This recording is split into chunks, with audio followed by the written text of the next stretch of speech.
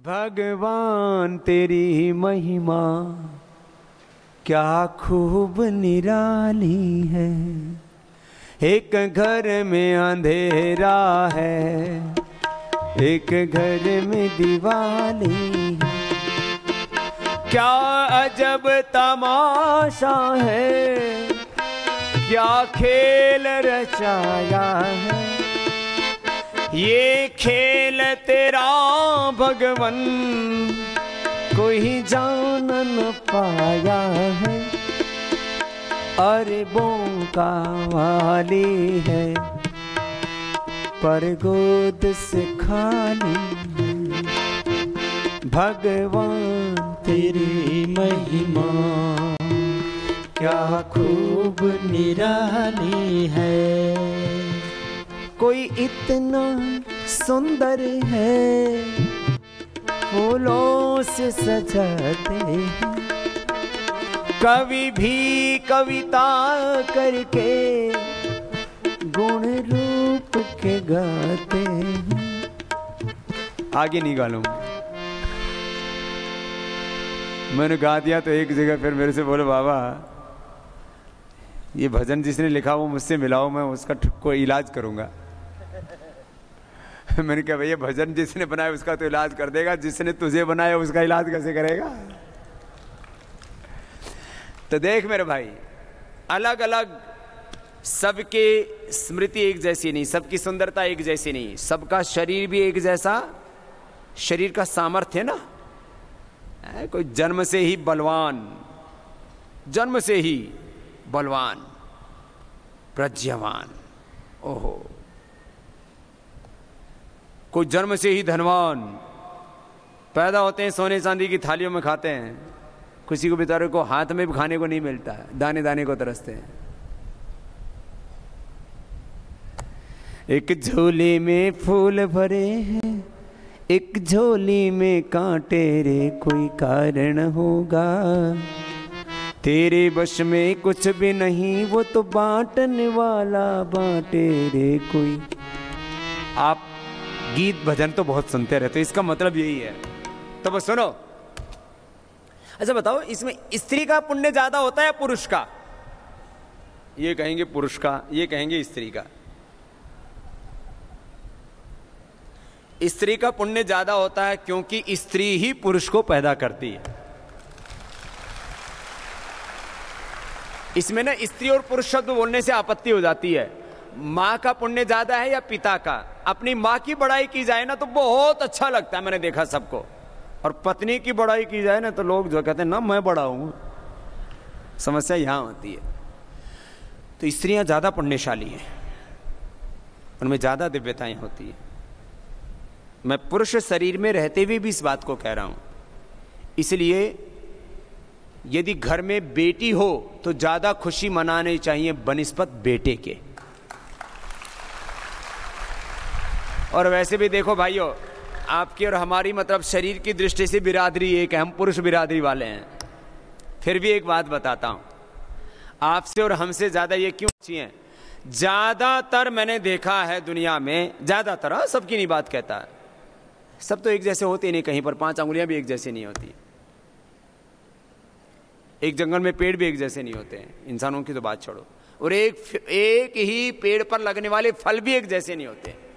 अरे फल छोड़ो, एक ही पेड़ में कांटे भी लगे हुए और फूल भी लगे हुए हैं। एक ही डाली से पैदा होने वाले फल, फूल, कांटे वो भी एक जैसे नहीं होते। तो एक जैसे तो नहीं होते। लेकिन ज्यादातर लड़के माता पिता को कष्ट देते हैं और ज्यादातर बेटियां माता पिता को खुशियां देती हैं। इसलिए आजकल एक नया ट्रेंड चला है, लोग जिनके अपने बच्चे नहीं हो पाते किसी भी कारण से, कोई फिजिकल इलनेस होती है, कोई भी कारण रहा हो, तो गोद लेने वाली परंपरा में पहले तो लोग लड़कों को ज्यादा गोद लेते थे। अब पूरे देश में और पूरी दुनिया में ट्रेंड चल रहा है, लोग लड़कियों को ज्यादा गोद लेते हैं। बोले कम से कम ये हमसे प्रेम तो करेगी। और 99% बेटियां अपने माता पिता से बहुत ज्यादा प्रेम करती हैं, ये दुनिया का सत्य बता रहा है। 99%। देखो एक आदि में कोई ऊक चूक हो जाए, माइंड सेट गड़बड़ हो जाए, फिर भी वो कभी कभी ना दिमाग खराब हो जाता है। ये तो पागलपन आता है। अब पता नहीं कितना सच है कितना झूठ, सुनी सुनाई बात है कि कहते हैं कुत्ता 24 घंटे में एक बार पागल होता है और आदमी 24 घंटे में कभी कभी ऐसा होता है जब पागल ना हो, बाकी कभी भी पागल हो सकता है। कभी भी पागलपन आ जाता है आदमी में। कई तरह का पागलपन है, काम का पागलपन, क्रोध का पागलपन, लोभ का पागलपन। अभी आप बैठे हुए बहुत अच्छे से, पीछे से कोई छेड़ के देखे, दिमाग खराब है, अभी ठीक, अभी हो जाएगा पगला, अभी पगला जाएगा। इसलिए बोलते हैं ना, उलझ मत दिल बहारों में, बहारों का भरोसा क्या, सहारे छूट जाते हैं, सहारों का भरोसा क्या, उलझ मत दिल बहारों में। तो संभले ओम का लेकर, परम प्रभु की शरण लेकर, सद्गुरु की शरण लेकर, विकारों से सजग रहना, कहाँ कब मन बिगड़ जाए, कहाँ कब मन बिगड़ जाए, विकारों का भरोसा क्या, उलझ मत दिल बहारों में। फिर क्या बोलते हैं, क्या करें जी, बस मन बिगड़ गया था, मन बहक गया था। एक श्लोक में बहुत बोलता हूं ना, पुष्पम दृष्टा फलम दृष्टा दृष्टा च नवयौवनम, एकांते कांचनम दृष्टा कस्य न विचलित मनः। एक बात आप भी सुनते हो, बोले आदमी को ना जब मौका मिलता है ना तभी बेईमान हो जाता है, कोई छोटा बेईमान कोई बड़ा में, जहां से जिसका जितना दाव लग रहा है वहां लूटने में लगा हुआ आदमी। ये क्या है, ये तो बिगड़ना है। दुनिया में जितने भी गलत काम हैं, बोलो अभी थोड़े बहुत शामिल हो गई आतंकवादियों में, नक्सलवादियों में भी, लेकिन ज्यादा से ज्यादा हिंसाएं स्त्रियों ने की कि पुरुषों ने? बोलो, कुछ कुछ यहां पर भी फूलन देवी जैसी हुई है, लेकिन वो उसको अब उसके आंखों के सामने उसके पूरे परिवार को आप शूट करोगे तो कुछ ना कुछ तो होगा ही। लेकिन ज्यादातर हिंसाएं स्त्रियों ने की या पुरुषों ने? ज्यादातर घोटाले स्त्रियों ने किए कि पुरुषों ने? थोड़े बहुत घोटाले स्त्रियों ने भी किए हैं, लेकिन ज्यादातर घोटाले स्त्रियों ने किए कि पुरुषों ने?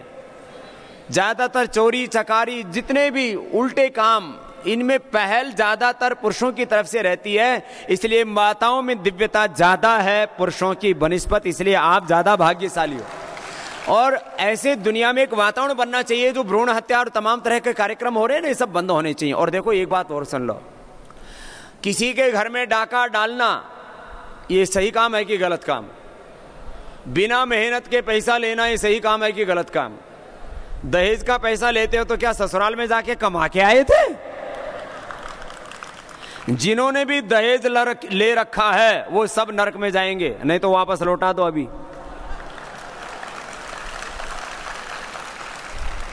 जिन्होंने भी दहेज ले रखा है सीधे नरक में जाएंगे, दोजख में पाएंगे अपने आप को। कोई जन्नत में नहीं जाएगा, दोजख में जाएंगे, जहन्नुम में जाएंगे।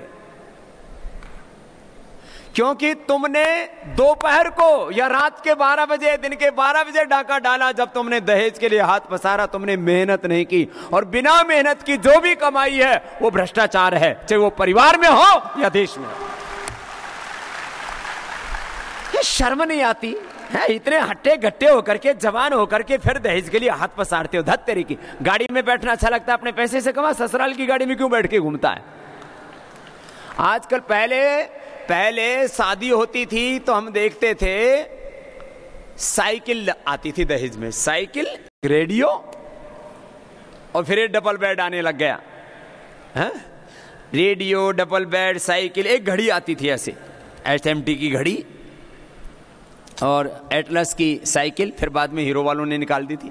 एटलस की साइकिल, घड़ी और एक रेडियो। ये आकाशवाणी दिल्ली है, यह आकाशवाणी रोहतक है, ऐसे। फिर उसमें रागनी रुगनी आया करती थी, सुख थोड़े दुख घने, जगत में दुनिया दुखी फिरे रानी, किस किस के दुख दूर करो, और वो कहानियां और रागनियां सुनते रहते थे।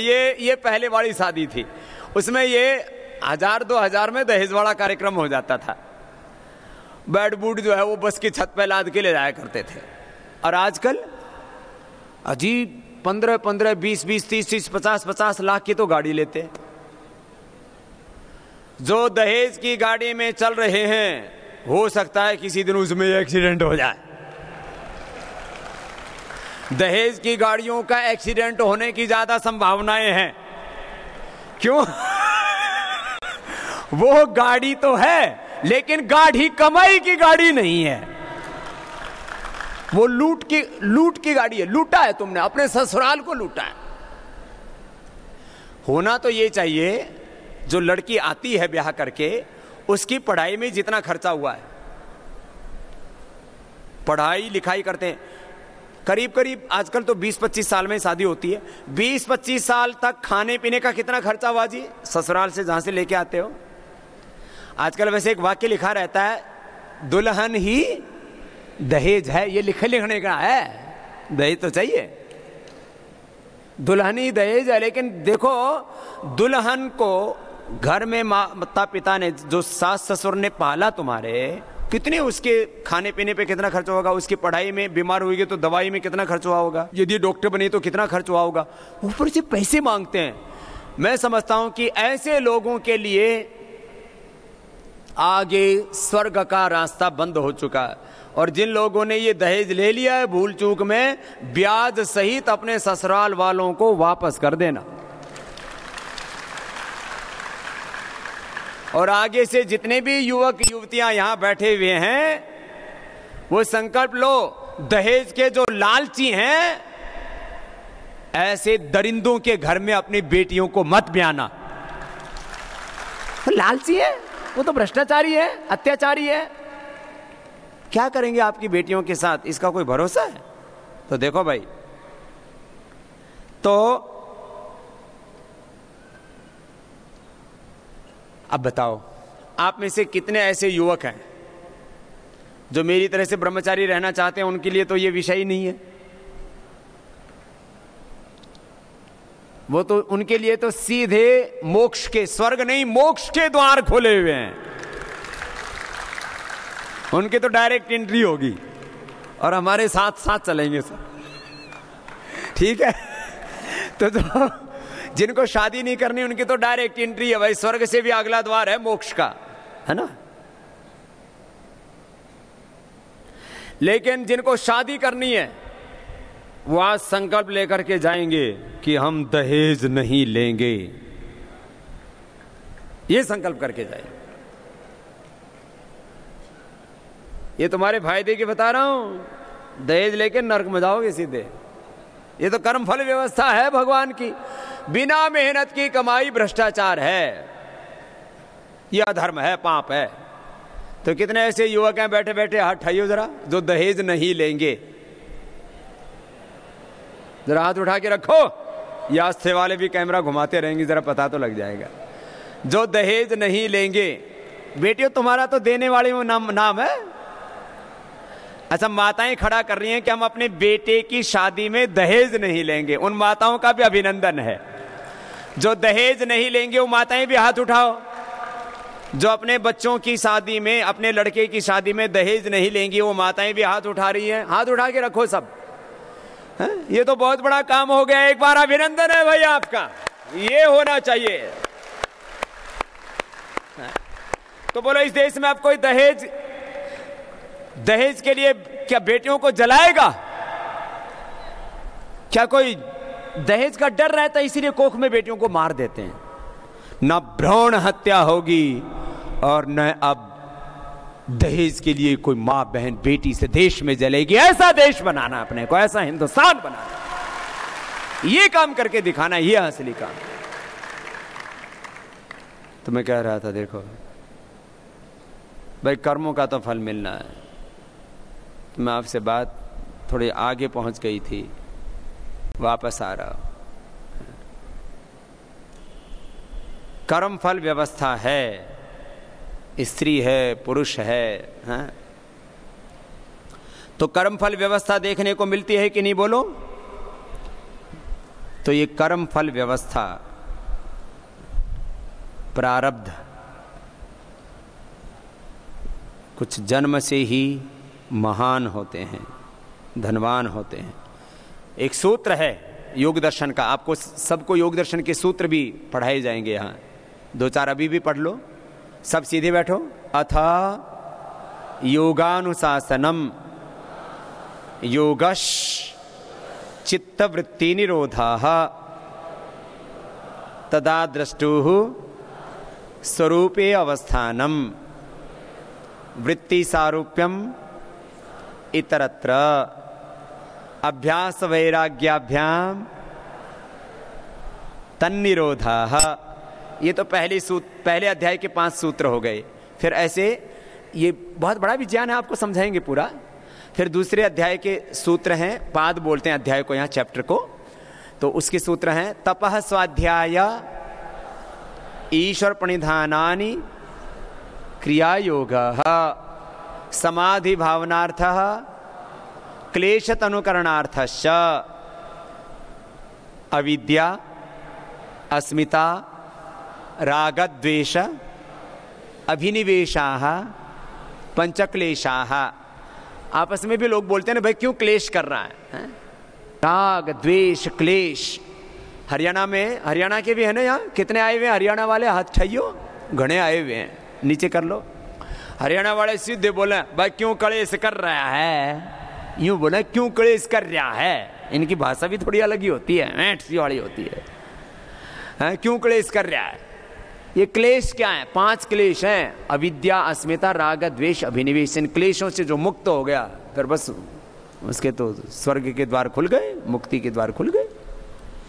5 क्लेशों से मुक्त होने, इसके लिए क्रिया योग। फिर अष्टांग योग है, सब बोलेंगे।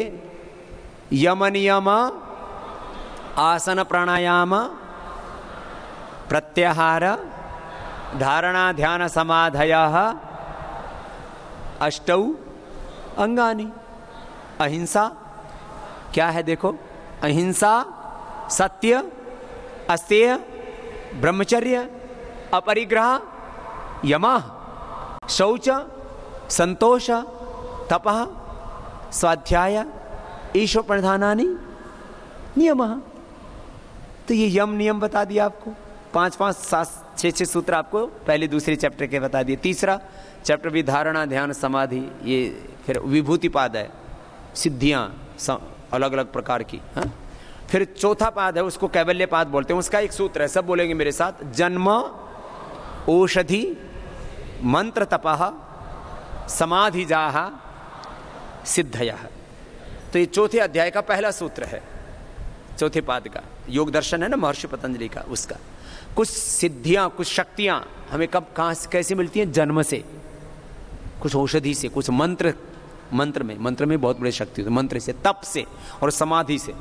तो पूर्व जन्म से हमको कुछ सिद्धियां प्राप्त होती हैं, ये सत्य। लेकिन एक बात सुन लो, कुछ लोग कहते हैं बाबा जी क्या करें, हमारी तो किस्मत ही माड़ी है। बाबा जी हमारी तो किस्मत ही माड़ी है, हमारी तो किस्मत ही कमजोर है, हमारा तो भाग्य ही खराब है। एक बात सुन लो, माना कि पूर्व जन्मों का भी अनादिकाल से ये सृष्टि का चक्र, जन्म मरण का चक्र चला है। अनादिकाल का कर्माशय संस्कार तुम्हारे साथ में है, और उसमें किसी का प्रारब्ध बहुत ऊंचा है, किसी की किस्मत बहुत ऊंची है। लेकिन तुम मेहनत करके सबसे ऊंची किस्मत वाले हो सकते हो, ये बात पक्की।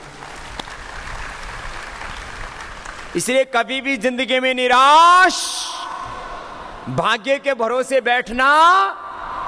कुछ लोग तो इसी चक्कर में रहते हैं, बाबा जी आज तो ग्रह जो है मेरी ग्रह साल ठीक नहीं चल रही है, बाबा जी मेरे ऊपर तो शनि केतु राहु चढ़ा हुआ है, बाबा जी किसी भूत प्रेत की बाधा चढ़ी हुई है।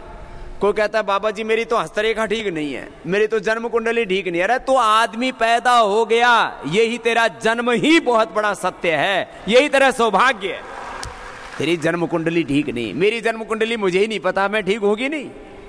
बोल, मुझे नहीं पता। बहुत से ज्योतिषी मिलते हैं देश भर के मुझसे, बोले बाबा जी वैसे आप मानते नहीं हो फलित ज्योतिष को, गणित ज्योतिष को मैं मानता हूं, सारा सृष्टि चक्र उसी से चल रहा है। अब ये जन्मपत्री बनाते हैं। अच्छा बताओ, आदमी जब पैदा होता है उस समय पैदा होता है या माँ की कोख में 9 महीने पहले पैदा हो गया था? जब माँ की कोख में 9 महीने पहले पैदा हो गया था और जिस दिन माँ की कोख से बाहर आया उस दिन इसे जन्म कुंडली बना रहे, तो ये आउट ऑफ डेट वाली है ये तो जन्म कुंडली है भाई। किसी पैदा 9 महीने पहले हो गया और 9 महीने बाद की जन्म कुंडली के आधार पर तुम अपनी किस्मत दिखा रहे हो धत्तेरी की। ये कौन सा तर्क है भाई? इसलिए मैं जन्म कुंडली पर नहीं, मैं कर्म कुंडली पर विश्वास करता हूं। कर्म करो भाई, और काम करते करते हाथ की रेखाएं भी अपने आप बदल जाती हैं। पहले हमारे एक ज्योतिषी मित्र थे, 20-25 साल पहले हमारा हाथ देखा, बोले बाबा तेरी तो किस्मत ही नहीं है, बोले तेरे भाग्य में कुछ नहीं है। मैंने कहा कोई बात नहीं, हमने कर्म किया और अपना नहीं करोड़ों लोगों का भाग्य हमने बदला है। पुरुषार्थ करो, अपना भाग्य बदलो, देश के भाग्य विधाता बनो, तुम दुनिया के भाग्य विधाता बनो। तुम उलझे पड़े हुए पाखंड में उलझे पड़े, ज्योतिषियों को तांत्रिकों को हाथ दिखा रहे हैं। कोई यूं बोले ना मैं तेरी किस्मत बताऊंगा, तो कोई ज्योतिषी आपके घर में आए ना, उसके जूते छुपा देना इधर उधर। बोले पहले तो ये बता तेरे जूते कहां हैं। जिसको 10 फीट दूर पड़े जूते नहीं दिखाए तो उसको जूते मारना फिर, कि तेरे को ये तो पता नहीं तेरे जूते 10 फीट दूर कहां रखे हैं, तू मेरा 10 साल के बाद का भविष्य बता रहा है। ये खुदा आया है धरती के ऊपर बताओगा भविष्य है? वही बावड़े हो रहे हैं लोग, ये किस्मत बता देंगे मेरी। और हमारे यहां बिल्ली रास्ता काट गई, आजकल ऐड चलते हैं टीवी चैनलों, बिल्ली रास्ता काट गई तो क्या करें, छींक आ गई तो क्या करें, दिशाशूल है तो क्या करें, बच्ची जो है वो कौन सी होती है आजकल, मांगलिक है, मंगली बच्ची है तो क्या करें। अरे रास्ता बिल्ली काट गई तो क्या करें, अरे कोई बिल्ली आई ना, कोई शेर थोड़ी आया कि क्या करें। अरे बिल्ली रास्ता काट गई तो पहले बिल्ली को जाने दो, वो साधारण जीव है। हाँ तुम गाड़ी में हो, तुम ज्यादा ताकतवर हो, तुम साइकिल पर हो, पहले बिल्ली को जाने दो, फिर तुम रास्ते आगे मापो। कुछ तो इतने बावड़े हैं, बिल्ली सामने आ गई तो गाड़ी वापस मुड़ लेते हैं। धत तेरे की, क्या शेर आ गया कि रास्ता ही वापस आ गया। छींक आ गई, अरे छींक आ गई तो कपाल भाती अनुलोम विलोम कर ले। बोले छींक आ गई मेरे तो किस्मत ही माड़ी है। अरे तेरी किस्मत माड़ी नहीं, तेरी नाक कमजोर हो रही है भीतर से, तेरे फेफड़े कमजोर हो रहे हैं। भस्त्रिका कर, कपाल भाती कर, अनुलोम विलोम कर, तेरी छींक ठीक हो जाएगी, किस्मत ठीक हो जाएगी तेरी। छींक आ गई तो क्या करें, बिल्ली रास्ता काट गई तो क्या करें। वो बावड़े हो रहे बिना मतलब।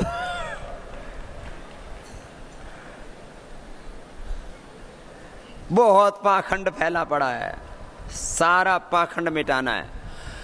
हम प्रणाम करते हैं महर्षि दयानंद सरस्वती को, जिन्होंने धरती पर आकर के पाखंड का खंडन किया और सबको सत्य के मार्ग पर, धर्म के मार्ग पर, वेद के मार्ग पर, ऋषियों के मार्ग पर चलने के लिए कहा कि वेद के रास्ते पर चलो, सत्य के रास्ते पर चलो, धर्म के रास्ते पर चलो। ये है हमारा धर्म सिद्धांत। तो खैर मैं कह रहा था कर्मफल व्यवस्था, लेकिन इसमें प्रारब्ध है, लेकिन किस्मत के नाम पर जो ये जो दुकानदारी चल रही है ना, इससे दूर रहना।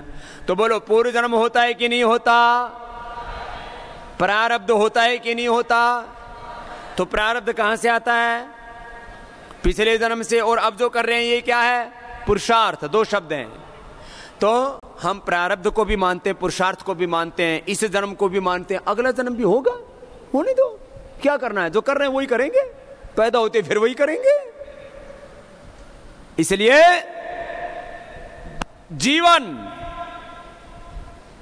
भगवान की कृपा का प्रसाद और मृत्यु ये भगवान के घर का आमंत्रण, न जिंदगी जीने से पलायन, न जीवन का पलायन न मौत का गम, हमेशा रहना है हमको सम, यही है हमारी संस्कृति।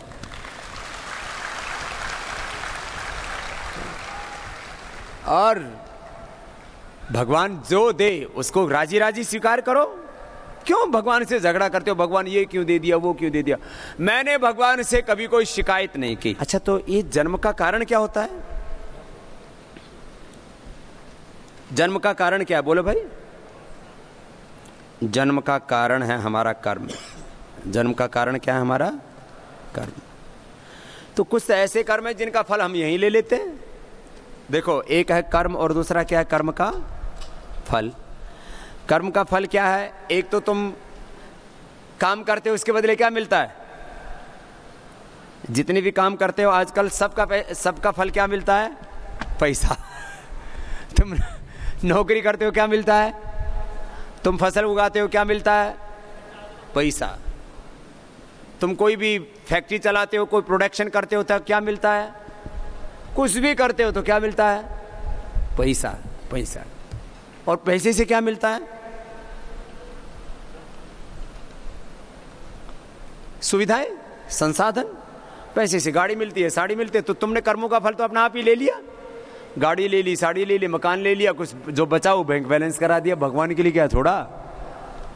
तो लोग कहते हैं भगवान कर्म का फल देगा, तुम तो अपने आप ही फल ले लेते हो, भगवान के लिए छोड़ते ही कहां?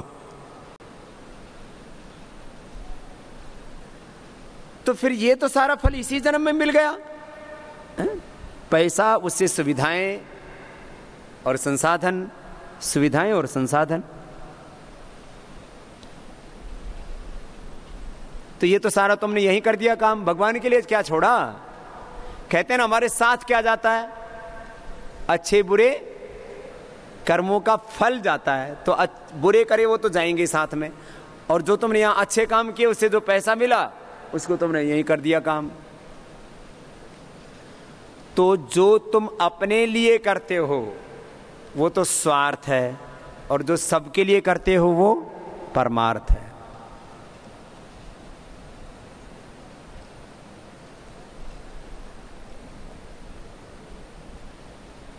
पूरी दुनिया व्यापार में लगी हुई है। एक होता है व्यापार, एक होता है उपकार। हम भी यहां पर आर्थिक गतिविधियां करते हैं। पतंजलि के भी करीब 500 प्रोडक्ट हैं। तभी मैं एक कार्यक्रम में बोल रहा था, मैंने कहा पूरी दुनिया पैसे के चक्कर में व्यापार करती है, हम पैसे के द्वारा उपकार करते हैं। ये है साधु का और एक स्वार्थी व्यक्ति का फर्क। हमने 3 स्टैंडर्ड रखे, वर्ल्ड क्लास क्वालिटी, लो प्राइस, और जो भी प्रॉफिट हो उससे 100% चैरिटी। लोग तो कहते हैं 1% हम दान करते हैं, कोई कहता है 2%, 5-10% दान करने वाले थोड़े लोग देखे मैंने। और ये जो बड़े लोग हैं ये तो इतने कंजूस हैं, ज़्यादातर लोग दान ही नहीं करते, और करते हैं तो 0.1% कुछ करते होंगे। उनके बिजनेस हैं 5-10 हज़ार, 50 हज़ार, 1-1 लाख करोड़ के। अब 1 लाख करोड़ का 10% कितना होता है? कितना? 10,000 करोड़। आपने सुना किसी बिजनेसमैन ने 10,000 करोड़ दान किया? नहीं सुना होगा। पतंजलि आयुर्वेद का जितना भी अपने आर्थिक गतिविधियां हैं उनका 100% प्रॉफिट केवल और केवल उपकार के लिए है, सेवा के लिए। This is not my personal wealth. ये मेरी या श्रद्धेय आचार्य जी की पर्सनल वेल्थ नहीं है, ये है सेवा। इसको कहते हैं सेवा, और इसी से इतना बड़ा काम हो रहा है।